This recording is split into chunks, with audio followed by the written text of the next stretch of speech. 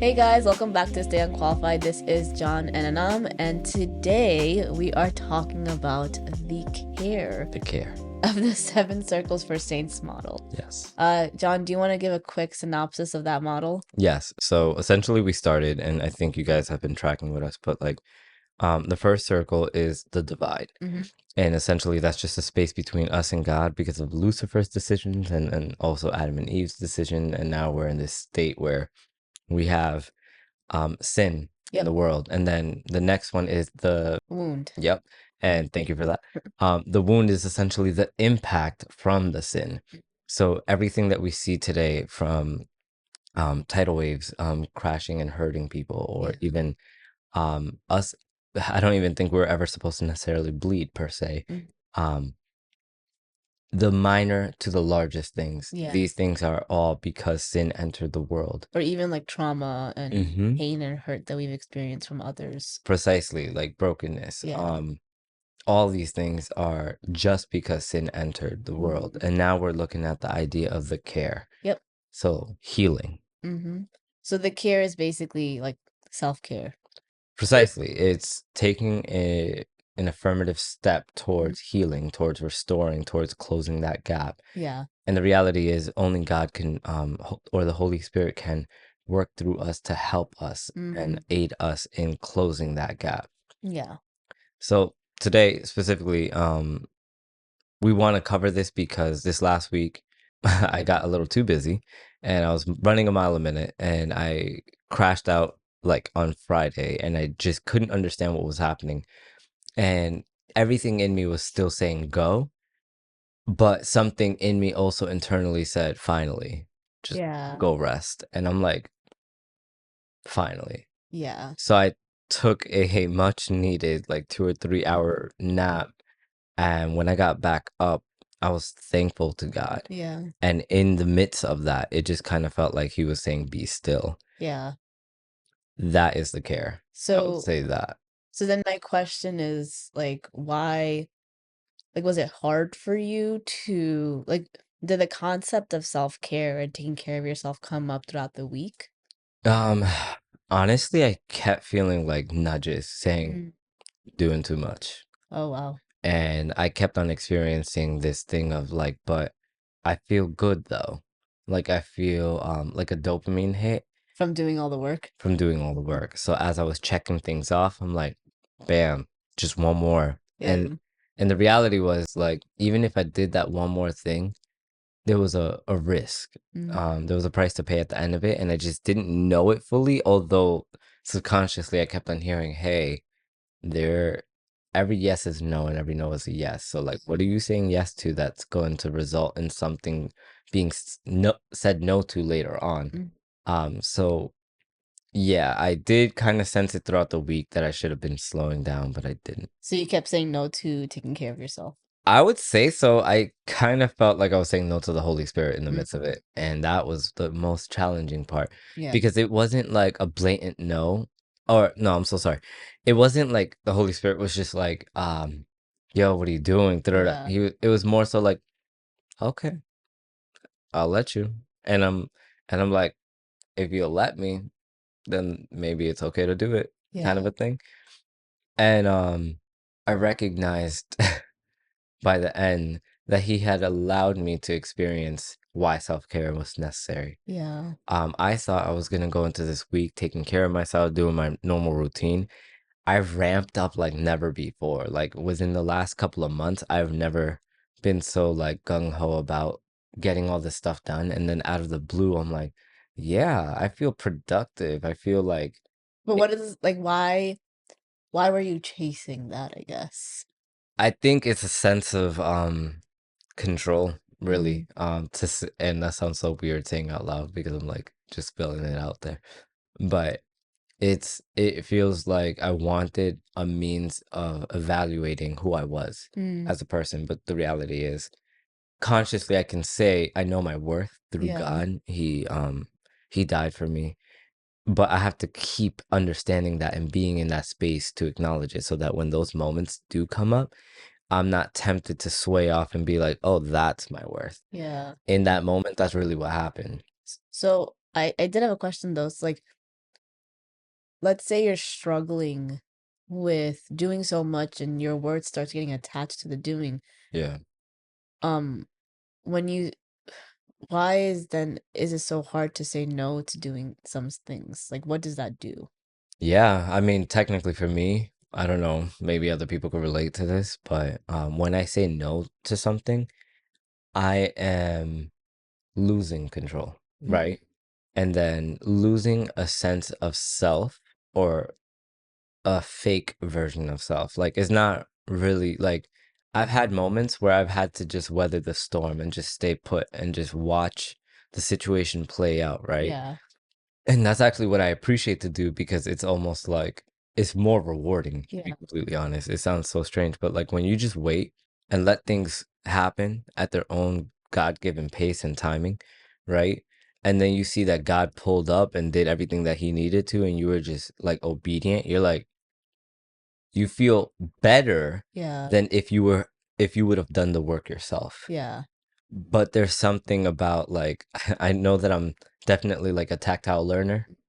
I've also struggled with ADHD for a long period of my life, and I still have ramifications of that in my life. Mhm. So sometimes it's easy to veer off and want to handle everything by myself. Yeah. Just get in the mud. Like when I see a project, that's why I love like talking with my hands. Yeah. But no, I love home renovation projects because if I don't care if I get dirty, I don't care if my jeans or whatever get ripped, I don't care if I look like psychotic by the end of it. If the work got done, I'm like satisfaction. So then, but then I have like, do you ever feel shame or guilt if you have to say no? Like, you forcibly have to say no. Quite frequently, yes, because again, it means that I have to acknowledge that it's not in my control. Yeah. And like for instance, this last week, right? I was supposed to attend a very important event and I couldn't Yep. because I was literally like I had a fever of like 99 Yeah. plus. And as I was watching the thermometer go up, like it was like 97.5. Was a discouragement setting in or something? No, hope was. Oh, So it what? was so weird because I was just like it was hope. I think it was discouragement and hope. Okay, I'll say it that way. Because I knew I needed rest. Mm, And my body knew I needed rest. yeah. And you know that whole book, like The Body Keeps Score? I know that's specifically for like trauma, but like I think your body is aware enough when you are going way too Yeah. fast. It has indicators and subconsciously it knows like, yo, you need to chill. Yeah. And like a friend of ours told us yesterday that like sometimes when you're going so fast, God allows like you to like get sick in whatever capacity So you just could to slow slow down. down Mm-hmm. because you won't do it otherwise. You won't get your full night's rest. Mm-hmm. You won't stop thinking about work and all this whole to-do list or whatever. And that is kind of sad, but it makes sense when we live in a society, you know, so I've been thinking of a lot about this, and I think that we as a people, like a faith group, like a people group, Christians, whatever you call it, church, I think if you don't believe we get influenced by the culture around us, like this capitalistic hustle culture, Yeah. I think we've already, to be honest, like kind of lost Yeah. because we bring it into ministry. Yeah. It becomes all about performance Yeah. because you want to appease people because you're putting now your identity into what others think. Mm-hmm. You want their validation or affirmation and you're scared of failure Yeah. because there's a standard to meet, Yeah. right? 100%. And I think we have to evaluate how much of ourselves or individual selves, even our relationships with people and in the work that we do, how much of it is influenced by that culture. That performative nature. Yeah. And Yeah. like, you know, to take care of yourself, which sounds so crazy because I feel like we live in a culture that promotes mental health care so much. Yeah. To take care of yourself is sometimes going like it's contradictory to the culture at the same time. Yeah, and I think it's because it's a softer voice. Yeah. Like even when we talk about things like psych safety, right? Yeah. there was a word specifically used, oh, soft skills. Yeah. It almost feels demeaning, Yeah. as if though it's not as necessary or Yep. it's not as much of a vital component as like whatever, I don't know, hard skills or strong 'Cause hard skills or skills you can measure. You yeah. can measure the amount of work that you're doing. Yeah, and I'm sure that's not like I personally am not like a psychology person. So I don't know all the different details under what went on when these definitions were being made or these Yeah. titles like soft skills or hard skills or whatever were being made. But off the bat, like I see it getting ranked lower is what Yeah. I'm trying to say. It almost takes less precedence than something that is measurable, is tangible, is physical. It just something just clicked as you said that. We live in a mental health culture. Like we talk a lot about mental health. There's a lot of self-help books. Yeah. But I wonder if we use that to keep promoting working Mm, rather than creating rhythms mm. of rest and incorporating that into our lifestyle. It's kind of, I know it sounds crazy, but it's kind of like drinking Red Bull Uh, just because you need to go do work. yeah, so the end the like it's a means to an end. Yeah, the end is still work. I need Yeah, to get work done. Oh, I gotta take care of myself. I see some people use it that interesting. way, but I feel like instead you need to be doing self-care where it's part of the rhythm. It's part of like your core, like, lifestyle. Yes, and what's interesting is I think the reverse would be I need to work hard so I could chill later. Yeah, I don't think that's even the good model. yeah, I think there is like some, like you mentioned, balance to it. It's like I get to work. yep, It's satisfactory, it's enjoyable, and obviously it isn't always. yeah, But I think that there could be beauty found in it, and mhm, then there's beauty also then found in rest, and then when they work together, yep, you live a more holistic life, yeah, and there's that whole statement or not statement, but work balance, right? yep, Or work life balance. mhm, I don't know what that looks like fully. I feel like God has integrated a Sabbath rest intentionally, yep, right? But it isn't just to have it on one day. yeah, Like it is to be spread out throughout the entire week. It's like what a professor of mine mentioned prior. Like don't work too hard every single day. Don't get so burnt out to the point that when you reach that Sabbath rest, you don't even do anything to like enjoy the fullness of it. You're so dead that you have to kind of like sit there. yeah, Okay, so I journaled something and I wanted to share it. Not necessarily journal per se, but it was like when I was thinking of this topic, this came to mind. So, Sabbath was instituted before the fall, showing that God had always intended for us to intentionally and decidedly spend time with Him, mhm, right? Now, how much more do we need Him in a world that hurls perpetual attacks at us, both mental, physical, but then also spiritual and more, right? If God intended to spend all His time with us in the garden, why do we often think we can go at it alone mm, and do well without him? And maybe we don't necessarily always see it this way, but what are we saying to God and to others and even to ourselves when we rush off to work or to school or the next thing and we don't pause to acknowledge him? mm, What are we saying, maybe without words, when we don't slow down to invite him in to come with us through our day? And I just found that interesting. As I was writing it, it was just like, there's that guy, Peter Scazzaro, I mhm, think his name is. And I believe he's a pastor in Queens somewhere, if he's still doing that. But he basically wrote a book called Emotionally Healthy Spirituality, and he has different like versions of it, emotionally healthy, like leadership and mhm, discipleship and such and such. And some of the things that he's instituting in that book, like he speaks a lot about the idea of having Sabbath rest or yeah, Sabbath delight is what he calls it, which sounds dope. It sounds like a dessert, which it like literally should be.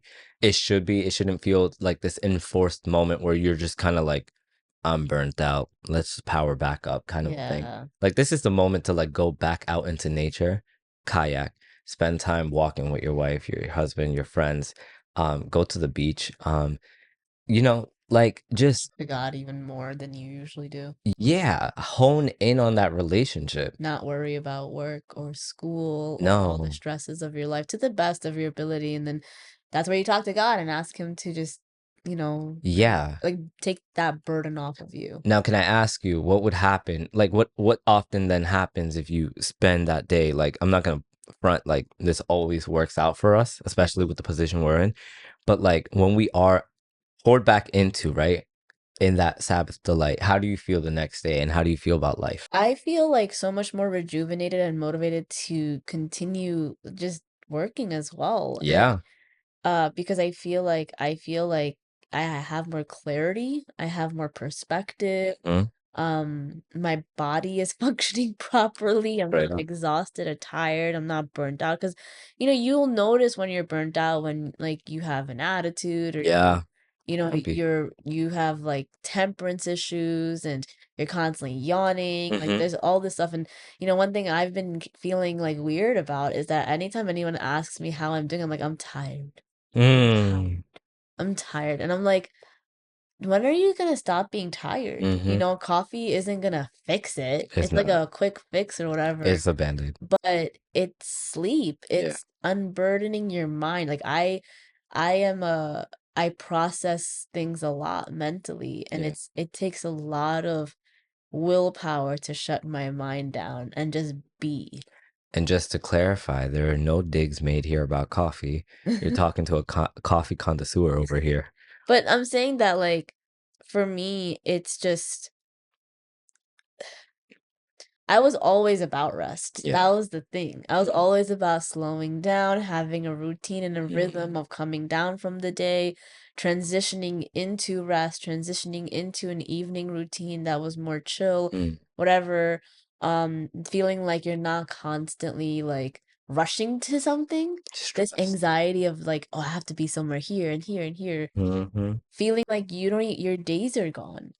Like, you don't have time to talk to family, friends, whatever it may be. Hmm. As and I was thinking, like, this is not the life that I've envisioned for myself. Like, this is Mm. not the way that I wanna live, and I wouldn't wanna put that on anyone else, but it requires me to slow down and work through the shame and guilt because Yeah. that shame is not from God. No. That guilt is not from God. That No. is from Satan because again, I do believe that we suffer from the capitalistic culture Mm. that the world is, suffering with. Just because we're Christians does not mean that we don't get influenced by the world. We have to be very weary and guard ourselves from that. And that includes our lifestyle. Yeah. That includes how you work, how you do ministry, your priorities, you know?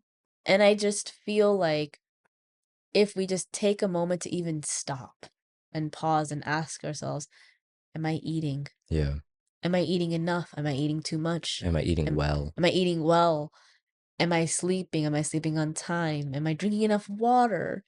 Am I Going out for a walk? Am I yeah, getting some sunlight in? did I talk to God today? Like last week, I think I barely talk to God. So I had, and by the way, when you're struggling and suffering from that culture, like I do, Mm. um, it takes a lot more intentionality to then rest. Mm. So this week I had to force myself, go to God and journal. And Mm. yeah, my flesh did not want to. Oh, 100%. Like, no, I gotta go do this. It's Gotta, like, no, this is a slow waste of down. time. Yeah. And it's like if you don't build that habit, I mean, nothing that you should be doing, in my opinion, is ever going to be something that's easy. But Mm. once you build that habit, it makes it easier to do. It Yeah. makes it more simple. And I do believe that God then Yeah. blesses that routine as well. Yeah. And now, like, what I was mentioning was the idea of like weekly doing that. Yeah. And I hear people say that, and like that's a given. Like, yeah, Sabbath weekly, cool. Yeah. Even then, like high key, I think society would struggle with doing that officially. Yeah. Like we see a bunch of different denominations and even non-denominational people keeping the Sabbath, and I think um the way they do it is beautiful because they slow down and they're like, not I'm not gonna worry myself with the burdens of day-to-day living right now. Like I Hmm. get an opportunity to like be in the garden. Yep. Why on earth would I waste my my time, right? Being amongst the same things that I have to deal with on a day-to-day basis. Why Yeah. not just let that burden go? And I believe that it's very similar to like I'm not sure if I'm getting this right, but Jubilee, where you kind of like release everything and you just start fresh kind Yeah. of a thing. I see it that way. You get to unload, you get to start fresh, you get to just reconnect with God. It's a time to dissolve every form of bondage and oppression over your life. Yep. And now what's interesting is Peter Scazzaro was talking about like doing that regularly, Yeah. not on just the Sabbath day, right? But in include it in your day-to-day living, Yep. between meals, between like spend quality time. So you mentioned you feel rejuvenated, your body feels great, your mind feels sharp, you're excited to go back into work. Yo, imagine taking half an hour between in your lunch break, right? Mhm. I'm just trying to make it practical. I do it very differently than that, but just 30 minutes to kind of like set aside some time and talk to God about the things that are on your heart that are Right. heavy. It's proven that literally going into your journal and releasing some of this stuff makes you feel less weighty. There's Yeah. little more lightness to your step. Like if people who don't believe in God see the benefit of journaling Hmm.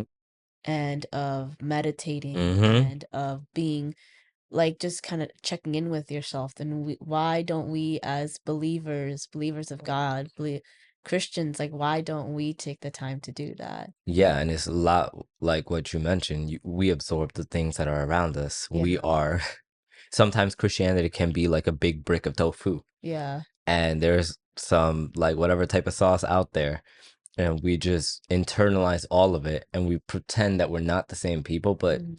um speak about a person enough, you become like them. Yeah. We're constantly, not we're, but I happen to notice that Christians do a good job of pointing out the issues Yep.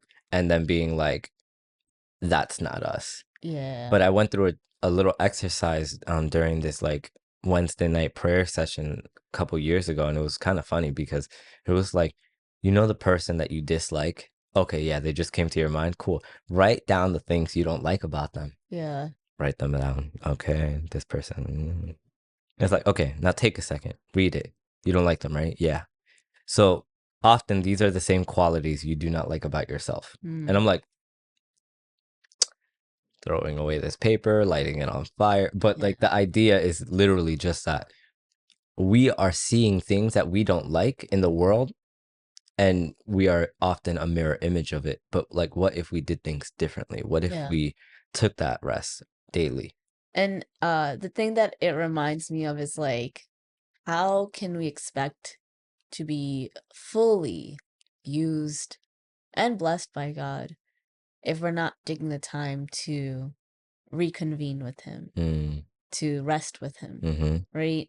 And I think that it reminds me of the Elijah story where it's like you do such a big thing, mm-hmm, right? mm-hmm, And it's sometimes it's not even the doing, it's the fear. The mm-hmm, fear will get like something will overtake you, will you forget to take care of yourself. mm-hmm. Whether you're doing too much, whether you're going through anxiety, fear, sadness, depression, whether you're going through frustration, whatever it may be, something is going to get in the way from you being able to talk to God and figure out what is it that you need to move forward. Yeah, So with like Elijah, it was that he was burnt out, yeah. like emotionally, physically, mentally, and spiritually. Mm-hmm, And the way that you knew that he was burnt out physically is because like what happens in was it First Kings 19? mm-hmm, The first thing that he acknowledges that he's going through suicidal ideation and mm-hmm. depression and everything. But what's the first thing that was given to him by the angel of the Lord? A little bit of food. Yep, food and water. Yeah. So God had to even kind of acknowledge to him, you need like nutrients, you Mm-hmm, need water, you mm-hmm, need to take care of your physical self because you can't move forward and I can't use you if you're not, mm. taking care of yourself in that physical way. Yeah. And I think that you're striking a pretty hard point there. So, like, if you read through the story, it speaks about Elijah being afraid. He had just completed this huge task. I don't want to even say that he did it. He didn't really do much. He sat there. He obviously constructed the altar. He prayed to God, and I believe it was like 450 something people in for Baal, right? Mhm. Baal worshippers. They couldn't light their altar on fire. They couldn't get Baal to light the altar on fire. And what's interesting is the assurance that Elijah had. He was making digs. He was taking jokes at Baal, like, "Wait, is Baal like busy? Yeah. Is he too busy to like come through right now?" Um, and I find that interesting, that level of confidence in God, right? Yep. Um, and you would think that he would be completely fine Mhm. thereafter, right? But it says in verse 3 that Elijah was afraid and ran for his life. When he came to Beersheba in Judah, he left his servant there. So he isolated himself. That's another major Mhm. factor. He isolates himself while he himself went a day's journey into the wilderness. Um he came to a broom brush, sat down under it. I think it was a broom brush tree. Sat down under it and said and prayed that he might die. So yeah, this is that suicidal ideation or the Mhm. depression that was kicking in. Because of the fear that he was going through. Precisely, but he had just spent time with God, which goes to show, right? Like Adam and Eve, for instance, just because they were in the garden with God, that doesn't mean that their autonomy is stripped away. They have to actively pursue him every moment. Mhm. So that means that when he said, "Don't eat of that tree," it Mhm. means go back and ask God, "Hey, I'm considering eating of this tree. What do you think?" Yeah. But when we don't do that, we fall into moments like this. We're suicidal. We feel lonely. We even sometimes become outliers out of actively pursuing that. It says that he himself journeyed into the wilderness. I'm like, Yeah. you took a day's journey to get away from your friend? Yeah. Like that, okay, that's a red flag. And then it says that I am no better than my ancestors. Then he lay down under the bush, and fell asleep. All at once, an angel touched him and said, "Get up, eat." Looked around, and there by his head was some bread baked over hot coals and a jar of water. So it's kind of back to your point. Um, Taking care of yourself is necessary to be Mhm. able to even abide in God. If you're constantly doing the same things over and over, I think there's grace, don't get me wrong, but does it mean that we continue to like live on in those lifestyles? Yep. And I feel like God came down with grace Yeah. of even like the touch. That's like Yeah. an encouraging thing. Like God knew what he needed, Yeah. not just food and water, but just encouragement Yeah. of, hey, it's okay. Yeah. Like don't don't worry about that right now. Let's just get you fed and get you hydrated and just rest. And I just want to say this, it sounds so corny, but like um you just touching my arm for like half a second. I was like something in me was just like, hmm. And I see that in how God operates. And Mhm. it's interesting that you said that God came down. Yeah. The text says that all at once an angel touched him and said, "Get up and eat." He looked around, and there by his head was some baked bread, or Mhm. some bread baked over hot coals in a jar of water, right? He ate and drank and then lay down again. Can we say God is consistent with pursuing us? Mhm. Because verse 7 literally says what you're kind of explaining. Maybe you didn't intend on it, but the angel of the Lord came back a second time and touched him and said, "Get up and eat, for the journey is too much for you." In that verse alone, often when it says the angel of the Lord, that's not just an angel. Mhm. Often there's other texts that can show or demonstrate, like in Genesis, I believe it was like chapter 16 or something like Yeah. that, the idea that this is none other than the Lord himself Yeah. coming down and intimately, hey, like, you need to eat. You know what I also want to say? God didn't tell him, okay, after the first time that he rested and everything, that, all right, now go do my work. It's like he came back and was like, Mm-hmm. hey, Straight up. continue to eat and hydrate Preach. yourself and rest Mm. because what you're about to do is a lot. He says it, and it says, "Get up and eat, for the journey is too much for you." Yeah. So he got up and ate and drank. Strengthened by that food, he traveled 40 days and 40 nights until he reached Horeb, the mountain of God. There he went into a cave and spent the night. And I'm Yeah. just like, how much of a loving God comes down, right? And we think it's like crazy to see that here, but like Christ Yeah. did what? He comes down to us. He reaches to us.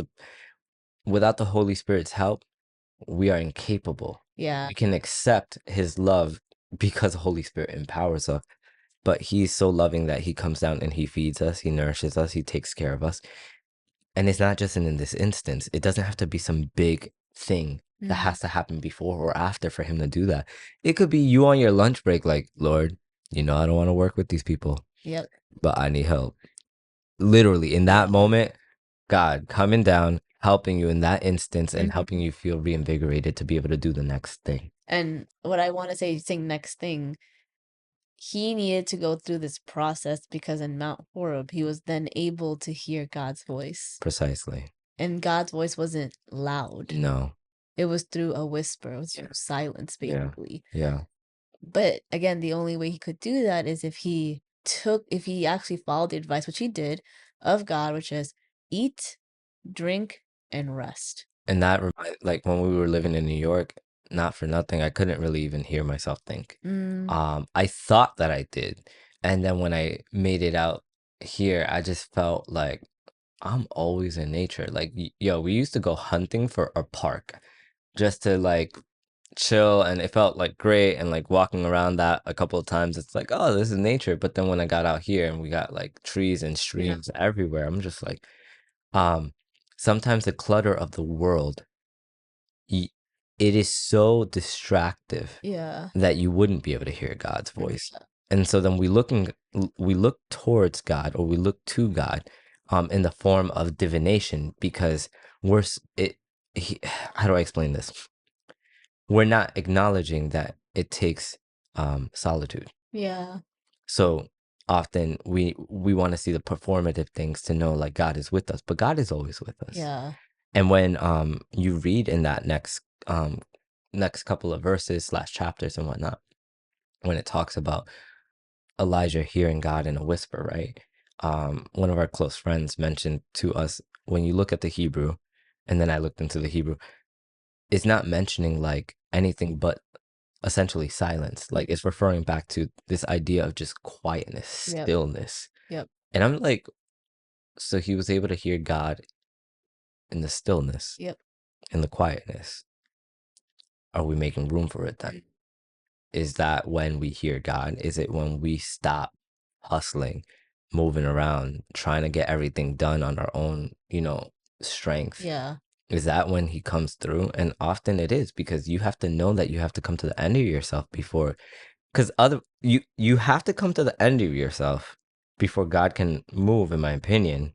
And this isn't like a silver bullet for life, but I will say that often when I tried to do it by myself, um, and it didn't work, I would get to a place of desperation and crying out to the Lord, and and I would feel in response, I'm glad that you understand that you need me. Mm-hmm. And now I'm going to do immeasurably more than you could ask for, than you could think of or Yeah. imagine. And then when that thing happens, I'm like, it wasn't me. And I give glory to him. Yeah. And we don't necessarily have to go through the end of ourselves every No. single time for us to realize that. If Yeah. we just accept that we need God in everything that we do and all the decisions that we make and in our workload and our family life and our friendships and our schedules, whatever Yeah. it may be, and understanding that like you may get backlash and that's okay. Like to be a Christian is to get backlash. To be a Christian is to be hated. Mm. And If even other Christians might look at you like you're not doing enough. Okay, God told me to rest because Jesus's ministry was so powerful mm, and he he rested and rested, went into solitude yes, he all spent the time with his time. father. And he was telling the disciples to do the same. Yeah. If his ministry, literally the whole Bible, the whole work of God saving humanity is based off of Jesus coming down, doing his ministry Mm-hmm. here on earth, and Was rest. part of your ministry is rest. Preach. If Jesus is doing that, why are we not doing that? Ministry isn't just work. It isn't just catering to the other people's needs. This isn't just saving other people, helping them. It's helping yourself as well to just go to God. Yeah. You have to decide. You have a choice to make of whether you're going to make time to go to God because it's not about being selfish either. There's a huge difference. No. There was a thing that a friend said that like sometimes self-care can be like it can seem self-centeredness. Hmm. That's not what self-care is. God promotes self-care. God promotes taking time to yourself, checking in with yourself, checking in with him all the time, for you to continue doing the work that he's asking you to do, because you cannot, no matter what, I do believe you're going to be lying to yourself and tricking yourself that you think you're going to be productive in your ministry. And Hmm. what I mean by productive is like you're going to actually do God's work Yeah. in your ministry. If you're going at a rate that is just not healthy, that honestly doesn't look any different than the world and No. how they're doing their work. Yeah. God will still use our efforts, though, by the way. Yeah, He for will sure. use our efforts where it's impacting people, but how much more can it impact us and others if Mm, rest is part of that, if 100%. self-care is part of that? It's kind of like saying how much would you be able to impact people who are thirsting for water, when your vessel, when your Yeah. cup is full, Yep. as opposed to being nearly dried out Yeah. and people are thirsting for water and all you have to give is a droplet. But, like, let's say you're overflowing with that water. You have so much water that's literally just overflowing, and you're able to just like, all right, and here's your cup, and here's your cup. Let me fill your cup, all this other stuff, and here's God. Like, Yeah. this is who God is. And I feel like we are, though, working in a way sometimes that our cup isn't filled. Yup.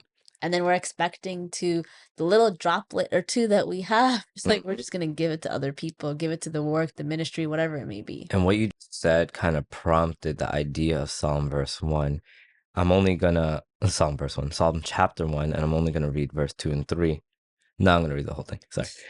Blessed is the one who does not walk in step with the wicked, or stand in the way that sinners take, or sit in the company of mockers, but whose delight, which this is kind of the analogy that I saw come out of what you were saying, is in the law of the Lord, and who meditates on his law day and night. That's a full cup. Yeah. That person is like a tree planted by streams of water, Yep. which yield its fruit in season, and whose leaves or leaf does not wither. Whatever they do prospers. So, in other words, you are coming back to the source of Yep. all things, right? Yep. You are getting replenished, and then you're able to pour back out.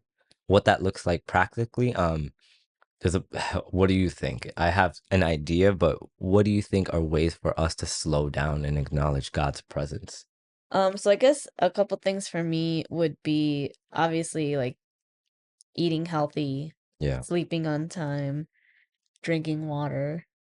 And I'm saying this intentionally because literally this past week, or I think last week, or some week ago, I think we weren't even eating because we weren't making time to cook. That's being Yeah, we were honest. just grabbing whatever we could. And then having time for prayer and journaling, Yeah.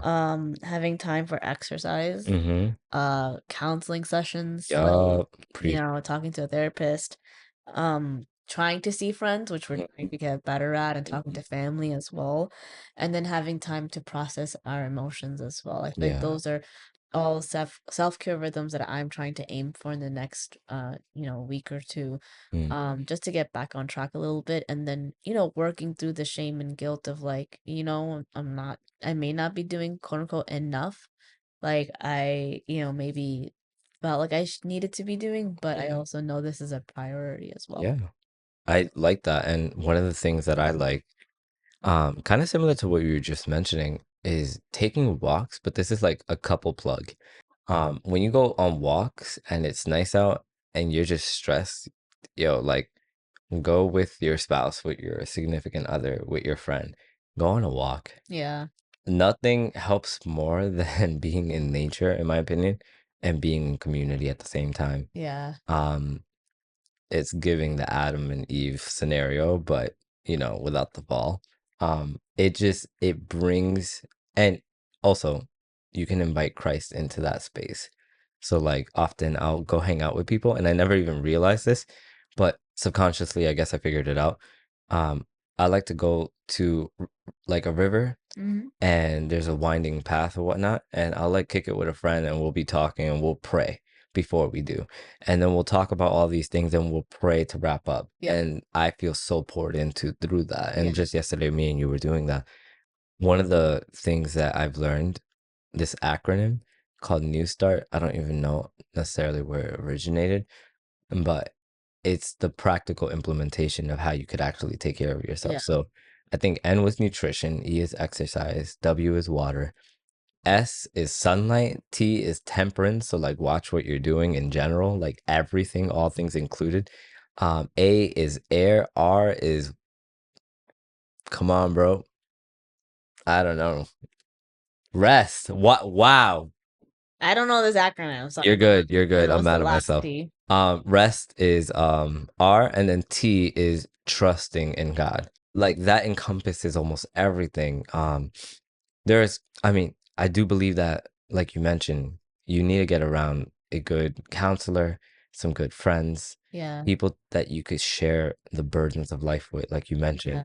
Everybody has their own backpack, the subtle things that they have to carry every single day. That's their own accountability thing. But Mhm. what's the thing that we have to share? Boulders. So like boulders are things that like, yeah, you need community, you need friends, family to help you carry because that wasn't meant for you to carry alone, which we will talk about next week Mm, when we talk about community. nice plug. But I did want to say this other thing. Self-care is also boundaries, not just with Yeah. other people, but with yourself, like your relationship with yourself. And Mhm. that's so when you go into the self-care rhythms and routines and things feel uncomfortable, you have to have boundaries with yourself sometimes of like, I know I need to do this and it's Yeah. not going to feel comfortable, but I know I need to rest. I know I need to sleep early. I know I need to eat Yeah. healthy. And it's kind of being a little bit more disciplined about it. Yeah. That I'm learning about, and even mental boundaries of I need to actively stop thinking about these things, obsessing over these things, Yeah. that takes a lot of work, Yeah. but just because it takes work does not mean it's not good for you. It's actually No. amazing for you to have boundaries, again, with relationships and friendships, but also with yourself. Yeah. And one thing that a friend of ours just said yesterday as we were talking about this, a mentor mentioned it prior, but they were like, it's okay to have an appointment with yourself. Yeah, It's okay to tell people like, hey, I have an appointment. Because often people won't prioritize the fact that you need to go do self-care yeah, and you need to come down. Like when you get hit with stress, I know I do. Like if I'm overstimulated, my brain is fried. yeah, Like I try to problem solve, cannot. yeah, But he's just saying, hey, make room, yep, set aside time. His name is Willis. He mentioned in the same capacity that you intentionally plan for Valentine's Day or that person's birthday or your own event, right? Set aside some time for personal self-care. yep. So yeah, I think it's needed. I pray that you guys receive everything that we're saying today. This is a message that we're stating, but we ourselves have to receive more of, honestly. Yes. But yeah, I think that's everything for today, right? Yes. Okay. So, again, just think about some self care routines and rhythms that you can do this week, things that you're even struggling with that you want to work on. Mm, And then again, next week, our next episode, we're going to talk about the need for community, companionship, friendships, relationships, and why that is something that God needs us to have as well. yeah. So stay tuned for the next circle All right. called The Circle. All Sorry. right. Peace. Bye, guys.